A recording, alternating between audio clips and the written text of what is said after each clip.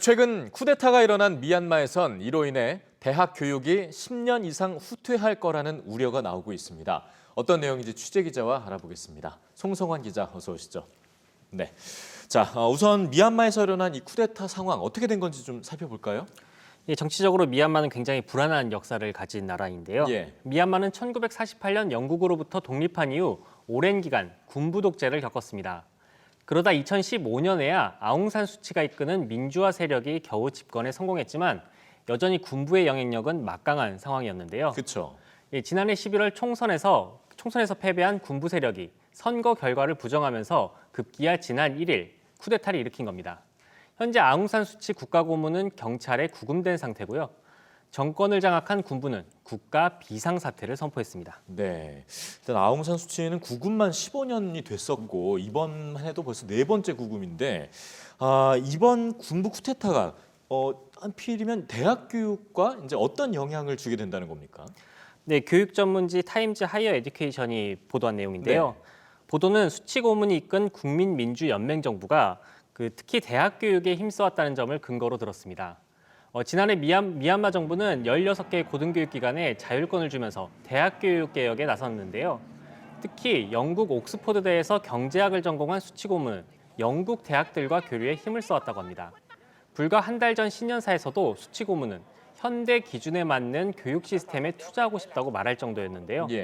반대로 군부 독재 시절엔 대학 교육이 상당히 위축됐습니다. 수도에 있는 양곤대학의 경우 1996년부터 2013년까지 모든 학부 수업이 중단됐을 정도입니다. 동남아시아 인권단체 포시는 대학 캠퍼스가 감시와 단속의 대상이 되고 학생 시위도 탄압을 받을 것이라고 우려했습니다. 네. 어쨌든 지금 이 상황에 대해서 세계 각국이 반대하는, 비판하는 쿠데타 성명을 내기도 하지 않았습니까? 일단 상황이 좀 어떻게 돌아갈지 좀 지켜봐야 될 것 같고요. 이번엔 미국으로 좀 넘어가 보겠습니다. 엠파이어 스테이트 어떤 일이 일어나고 있는 겁니까? 네, 각종 영화와 드라마의 배경이 돼서 우리들에게도 친숙한 엠파이어 스테이트 빌딩이 건물에서 쓰이는 모든 에너지를 풍력 발전에서 오는 전기로 사용하기 시작했다고 워싱턴 포스트가 전했습니다.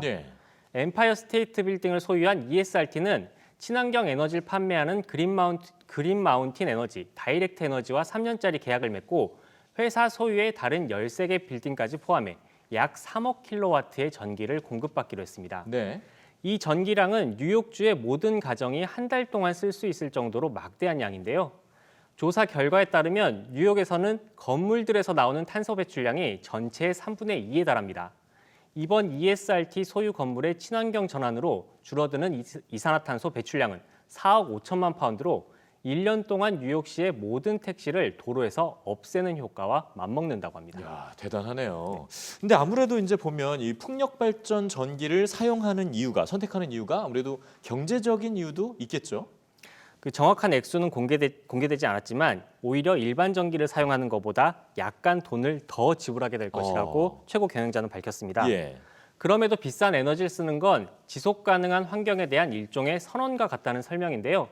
이 빌딩들에 입주하는 기업들 역시 더 비싼 임대료를 지불하더라도 이 같은 가치에 동참한다는 메시지를 주는 것이란 겁니다. 뉴욕주는 지난 2019년 10년 안에 재생에너지 비중을 전체 에너지 수요의 70%까지 끌어올리는 내용의 법안을 통과시켰습니다. 2040년까지는 온실가스 배출을 완전히 없애는 게 목표인데요. 이번 엠파이어 스테이트 빌딩 등의 친환경 선언이 이 같은 흐름의 하나의 상징적인 사건이 될 수 있을 것이라고 현지 언론과 전문가들은 전망했습니다. 네, 뭔가 사회적 책임을 다하는 모습에 엠파이어 스테이트를 찾는 사람들이 더 많아질 거란 생각도 듭니다. 그렇습니다.